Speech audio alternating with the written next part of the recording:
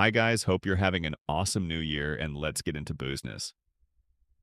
I have been flying my DJI Mini 3 for about 2 months now, and I have always been wondering, is it possible to create a telephoto camera? The thing is that drones like these cost over a $1,000 and I don't have that kind of money. Like Air 3 and the Air 3 SS today, I'm going to show you to make any drone into a good telephoto drone. First, I'm going to select a good environment. And in this case, I'm going to use this coconut tree, for example, and work my way up to the top. First, let's take one with the normal 24 millimeters and then switch it to 2 times zoom.